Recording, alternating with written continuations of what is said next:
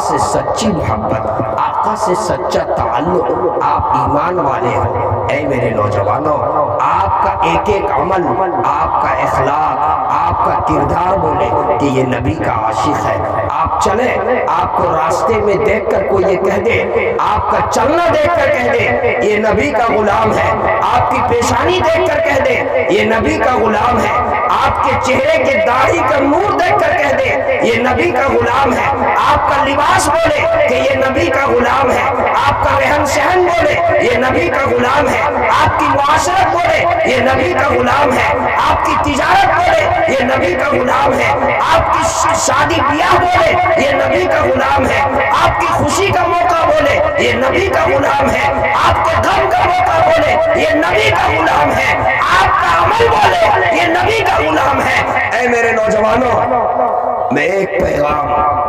آپ کو دینا چاہتا ہوں، قرآن کریم کی جو دوسری آیت میں نے پڑھی اس کی روشنی میں، لیکن اس پیغام کو دینے سے پہلے میں آپ سے وعدہ لینا چاہتا ہوں۔ آپ نے یہ جلسہ کیا، علماء کرام کا وقت آپ نے لیا، اکابر علماء اسٹیج پہ جلوہ افروز ہے، جو آپ کے راہبر ہیں، جو آپ کے رہنما ہیں۔ آپ یہ طے کیجئے، میں اس کے بعد اپنی بات آپ کی خدمت میں پیش کروں گا، آپ یہ طے کیجئے اسی مجلس کے اندر کہ جو باتیں اسٹیج سے کہی جائے گی، جس کا تعلق ہماری عملی زندگی سے ہے، انشاءاللہ آج اور اسی وقت سے ہم اپنی زندگی کے اندر انقلاب لانے کی کوشش کریں گے، ان باتوں کے اوپر عمل کریں گے۔ ہاتھ اٹھا کر کہیے تب بات آگے کروں گا۔ ماشاءاللہ ماشاءاللہ ماشاءاللہ۔ قرآن کریم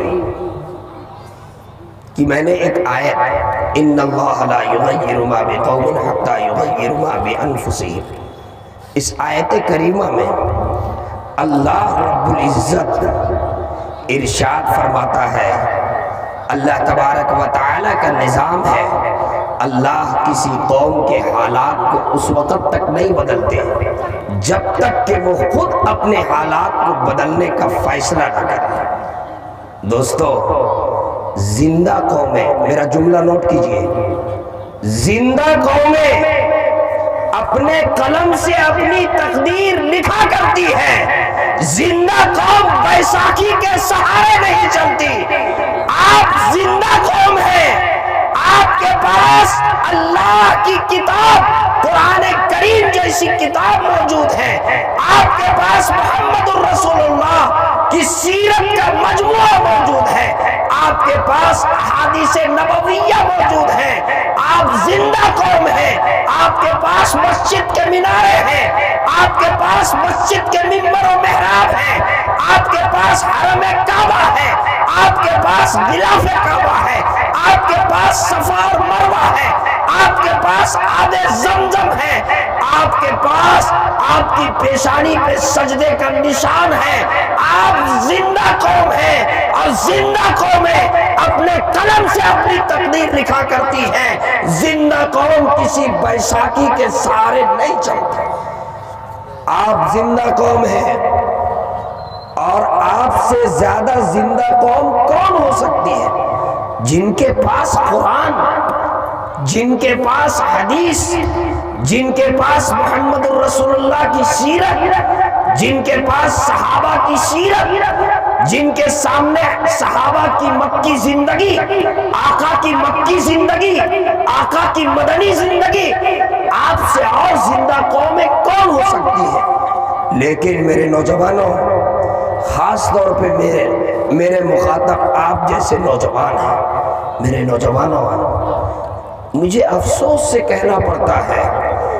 وہ قوم جو سب سے زیادہ زندہ قوم کہلاتی ہے، جس کے پاس قرآن، جس کے پاس حدیث، جس کے پاس محمد الرسول اللہ کی سیرت کا مجموعہ، آج اس قوم کا ضمیر اس قدر مردہ ہے، وہ قوم، اس کا احساس، اس قوم کا شعور اس قدر مردہ ہو چکا ہے کہ شاید اس کو بیدار کرنے کے لیے، آج اس کو بیدار کرنے کے لیے ہتھوڑا مارنا بھی کم پڑ جائے۔ آج ہمارا احساس مردہ ہو چکا ہے، آج ہمارا شعور مردہ ہو چکا ہے، آج ہماری ضمیر مردہ ہو چکی ہے۔ میرے دوستو، احساس اور اپنی احساس ذمہ داری کو سمجھیے، اپنا احساس اپنے شعور کو بیدار کیجئے۔ اے میرے بھائیوں، آج پوری دنیا، جو بات میں کہنا چاہتا ہوں توجہ سے سنیے، آج پوری دنیا اسلام مخالف پوری دنیا کی طاقتیں مل کر کے اور دو ماحول بنانے کی کوشش کر رہے ہیں۔ چونکہ پوری دنیا کے لوگوں کو اسلام مخالف، مسلمان مخالف طاقتوں کو یہ معلوم ہے کہ اگر ان کے تعلق ایمان سے اور اسلام سے کمزور کرنا چاہتے ہو تو اس کے لیے صرف دو راستے، وہی دو راستے اور وہی دو ماحول آج پوری دنیا مل کر کے ہمارے خلاف بنانے کی کوشش کر رہی ہے، چونکہ ان کو پتا ہے کہ اسی دو راستے سے ہم انہیں اسلام سے کمزور کر سکتے ہیں۔ پہلا ہے خوف کا ماحول، خوف کا ماحول، اور دوسرا ہے نفرت کا ماحول۔ خوف کا ماحول پیدا کر دیا جائے، ایسا خوف کا ماحول بنا دیا جائے، ایسا خوف کا ماحول بنا دیا جائے کہ آدمی ٹوپی پہن کر باہر نکلنے سے گھبرائے، چہرے پہ داڑھی رکھ کر سفر کرنے سے گھبرائے، پیشانی پہ سجدے کا نشان رکھ کر باہر نکلنے سے گھبرائے، کرتا اور پاجامے کے ساتھ نکلنے پر گھبرائے۔ ایسا خوف کا ماحول بنا دیا جائے، ایسا ظلم اٹھایا جائے، ایسے مظالم اٹھائے جائے، ایسا ظلم و ستم کے داستان رقم کیا جائے کہ یہ گھبرا جائے، خوف سے دہشت زدہ ہو کر کے، اور اپنے ایمان اور اسلام کے اظہار سے یہ برات کا اظہار کر دے۔ اور دوسرا ہے نفرت کا ماحول۔ کیسی نفرت کا ماحول؟ اس طرح سے نفرت کا ماحول پیدا کر دیا جائے کہ ایک ایمان والا جب گزرے تو اس کے متعلق یہ تاثر دیا جائے کہ یہ ٹوپی والا، جس کے سر کے اوپر ٹوپی، جس کے چہرے کے اوپر داڑھی، جس کی پیشانی کے اوپر سجدے کا نشان، جس کے سر پہ عمامہ، جس کے ہاتھ میں تسبیح، جس کا پاجامہ ٹخنوں سے اوپر، اس کے بارے میں دنیا کو یہ بتایا جائے کہ یہ انسان نہیں ہے، یہ دہشت گرد ہے، یہ آتنکواد ہے، یہ دہشت گردی کا تعلیم دیتا ہے، یہ جو چلا جا رہا ہے، یہ ٹوپی کرتا والا یہ دہشت گرد چلا جا رہا ہے۔ ایسی نفرت کا ماحول بنا دیا جائے کہ اس کو دیکھ کر دنیا اس سے نفرت کرنے لگے۔ میرے دوستو، یہی دو ماحول پیارے آقا صلی اللہ علیہ وسلم کے 13 سالہ مکی زندگی میں بنایا گیا۔ 13 سالہ مکی زندگی کو پڑھیے، یہی خوف کا ماحول، جیسے آج لیچنگ کر دیا جاتا ہے، اس وقت بھی ایسا خوف کا ماحول بنایا۔ اب پڑھیے صحابہ کی سیرت کو، کس طریقے سے صحابہ پر ظلم اٹھایا گیا، گھسیٹا گیا، ان کو سینے کے اوپر پتھر کا چٹان رکھا گیا، ان کو تپتی ہوئی ریت پر رکھ کر کے ان کو گھسیٹا گیا، ان کے گردنوں پر اجڑیاں رکھ دی گئی، ان کو ستایا گیا، ان پہ پتھر برسائے گئے، طرح طرح کے ظلم، اس قدر ظلم اٹھایا، اس قدر ظلم اٹھایا کہ دوسرا دیکھ کر کے کوئی ایمان کی جرأت اور ہمت نہ کر سکے۔ اور دوسرا نفرت کا ماحول، اسی طریقے سے اس وقت یہ دو چیزیں، خوف اور نفرت کا ماحول پیدا کیا گیا۔ لیکن میرے بھائیوں، وہ ایمان پر ایسا قائم ہوئے، ان کو اللہ کی ذات پر، وہ اللہ جو صبح کا سورج طلوع کرتا ہے، اس اللہ کی ذات پر ان کو ایسا یقین تھا، اس اللہ کی ذات پر ان کو ایسا بھروسہ تھا، اس اللہ کی ذات پر ان کو ایسا توکل تھا کہ پھر 13 سالہ مکی زندگی کے بعد مدنی زندگی آئی، اور وہ مدنی زندگی میں سورج طلوع ہوا، سورج کی کرنیں نکلی، اور پھر وہیں سے وہ لوگ جو مسلمان کے دشمن تھے، اسلام کے دشمن تھے، محمد رسول اللہ کے دشمن تھے، ان کے صحابہ کے دشمن تھے، وہ اسلام اور مسلمانوں کے ہمنوا بن گئے، دوست بن گئے، یار بن گئے، اسلام کے پرچم تلے آ گئے۔ میرے دوستو، آج بھی میں یہی پیغام آپ کو دینا چاہتا ہوں، خوف اور نفرت کا جو ماحول بنایا جا رہا ہے، اس سے پریشان ہونے کی ضرورت نہیں، مایوس ہونے کی ضرورت نہیں۔ آپ زندہ قوم ہیں، زندہ قومیں کبھی بزدل نہیں ہوتی، کبھی پریشانیوں سے گھبراتی نہیں، کبھی مایوس نہیں ہوتی۔ خوف اور نفرت کے ماحول اپنی جگہ پہ، آپ کو اس سے متاثر ہونے کی ضرورت نہیں ہے۔ آپ زندہ قومیں ہیں، آپ کے پاس اللہ کا کلام موجود ہے، آپ کے پاس محمد رسول اللہ کی سیرت کا مجموعہ موجود ہے، آپ کے پاس تاریخ صحابہ موجود ہے، آپ کے پاس آقا کی مکی زندگی کی مثال موجود ہے۔ پریشان ہونے کی ضرورت نہیں۔ آج جو مظالم ہیں، آج جو حالات ہیں، کیا اس سے مشکل حالات ہیں؟ جو تاتاریوں نے اسپین کے اوپر حملہ کیا تھا، لاکھوں لوگوں کا قتل عام ہوا تھا، لاکھوں مسلمانوں کے سر کو الگ کر دیا۔ اور کیوں الگ کیا گیا تھا؟ تاکہ ان کے سر کے اوپر سر رکھ کر کے اور مینار کی تعمیر کر دیا جائے، اور ہلاکو اس کو دیکھے تو اس کی پگڑی نیچے گر جائے۔ ایسا ظلم اٹھایا، ایسا ظلم اٹھایا، دنیا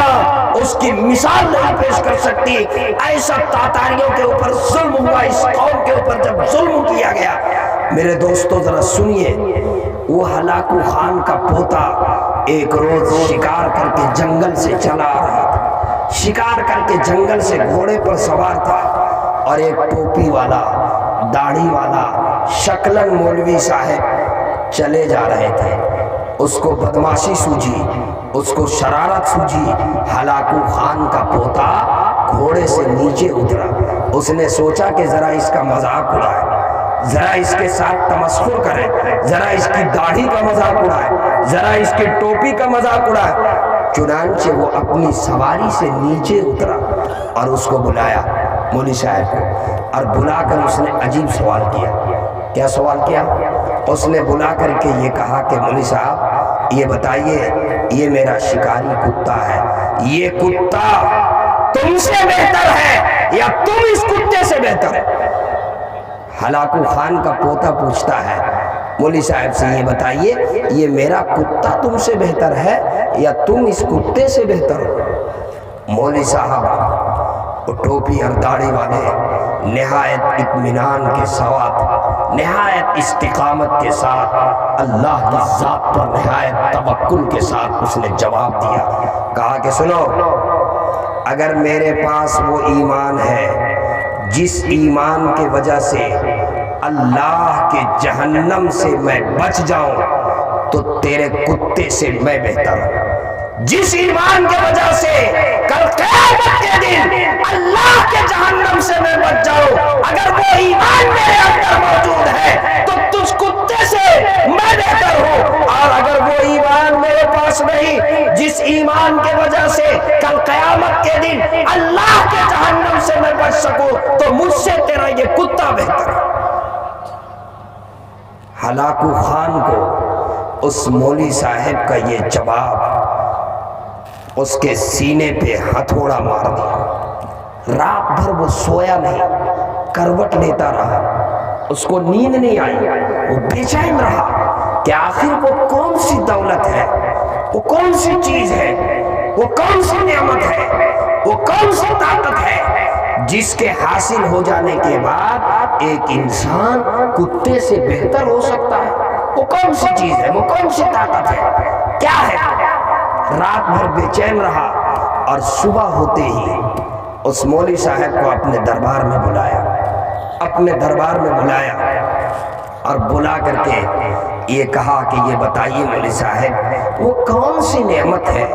وہ کون سی دولت ہے جس دولت کے حاصل ہو جانے کے بعد ایک انسان کتے سے بہتر ہو سکتا ہے، اور جس کے نہ ہونے سے کتا انسان سے بہتر ہو سکتا ہے، وہ کون سی دولت ہے؟ ہلاکو خان کے پوتے نے جب یہ سوال کیا تو مولوی صاحب نے کہا کہ اگر آپ چاہتے ہیں کہ وہ دولت، وہ نعمت آپ کو مل جائے تو آپ میرے ہاتھ پہ اپنا ہاتھ دیجئے۔ ہلاکو خان کے پوتے نے اپنا ہاتھ اس مولوی صاحب کے ہاتھ کی طرف بڑھایا اور کہا کہ مولوی صاحب ہمیں وہ دولت دے دیجئے، ہمیں وہ نعمت سے سرفراز کر دیجئے جس دولت کے حاصل ہو جانے کے بعد انسان کتے سے بہتر ہو جاتا ہے۔ چنانچہ میرے دوستو تاریخ پڑھیے، ہلاکو خان کے پوتے نے مولی صاحب کے ہاتھ میں ایمان قبول کیا، دولت اسلام سے مشرف ہوا، اور تاریخ پڑھیے جب وہ ایمان قبول کر لیا، اسلام کی دولت سے سرفراز ہوا، اس کے بعد وہ قوم جس نے ہزاروں مسلمانوں کا قتل عام کیا، وہ جس نے ظلم و ستم کی داستان رقم کی، جس کو خوشی ہوتی تھی ایمان والے کا سر قلم کرنے سے، اس میں سے کوئی ایک شخص بھی ایسا نہیں رہا جو ایمان کے پرچم تلے نہ آیا، سب کے سب ایمان کے اندر آ گئے، دولت اسلام مسلمان ہو گئے۔ اے میرے نوجوانوں،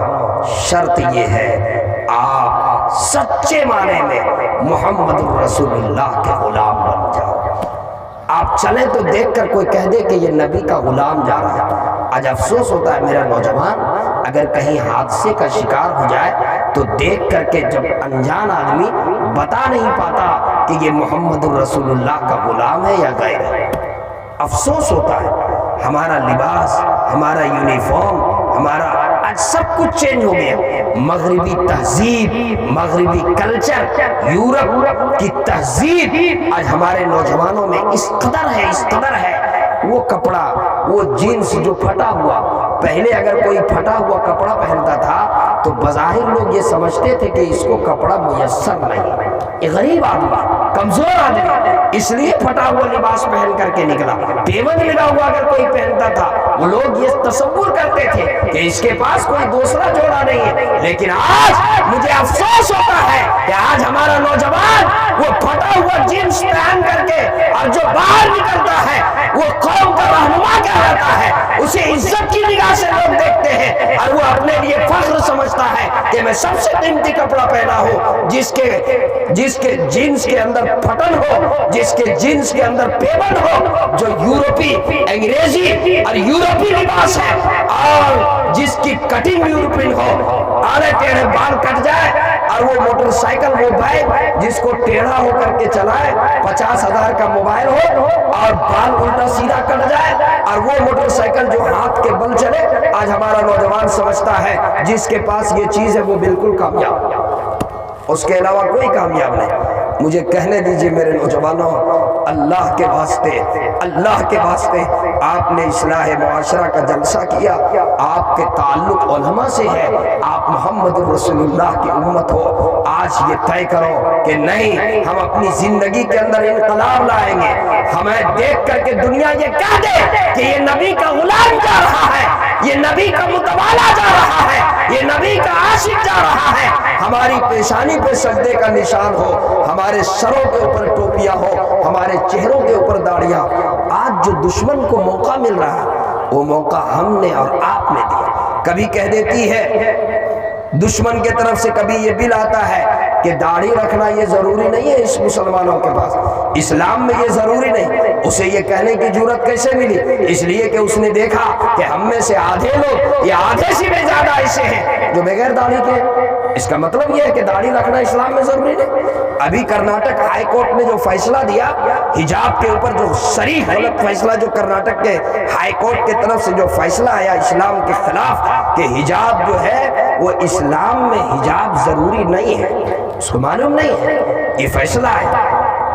اس فیصلے کو مسلم پرسنل بورڈ سپریم کورٹ میں چیلنج کر رہے ہیں، وہ ایک بات ہے۔ وہ دوسری بات ہے، اصل ایک بات میں یہاں پر اس فیصلے سے متعلق اپنی ماں بہنوں کو سنانا چاہتا ہوں۔ آج اس میں ہمارا یہ قصور ہے کہ ہم خود اپنے آپ کو حجاب سے دور کر لیے۔ آج ہماری ماں بہنیں بھی اسکرٹ پہن کر کے اور جینس پہن کر کے، ہماری ماں بہنیں بھی بازاروں کے اندر گھوم رہی ہیں، ہماری ماں بہنیں بھی آج عریانیت کا شکار ہیں۔ کاش کہ ہماری بہنیں یہ طے کی رہتی کہ مجھے بغیر حجاب کے نہیں رہنا ہے، بغیر برقعے کے نہیں رہنا ہے۔ جس طریقے سے ایک ہماری بیٹی مسکان نامی بیٹی، جس نے جرأت کے ساتھ، ہمت کے ساتھ ظالموں کو للکارتے ہوئے نعرہ تکبیر کی صدا بلند کر کے، اور جس نے اعلان کر دیا میں رہوں گی تو زندہ تو حجاب کے ساتھ رہوں گی، ایسا نہیں ہو سکتا کہ میں رہوں اور حجاب نہ رہے۔ جیسے مجھے یاد آیا فرانس کے ایک عدالت میں مروہ نامی ایک عورت کو جب عدالت میں جج کے سامنے پیش کیا گیا، اس کے خلاف نوجوان نے ایک مقدمہ دائر کر دیا کہ یہ نقاب پہنتی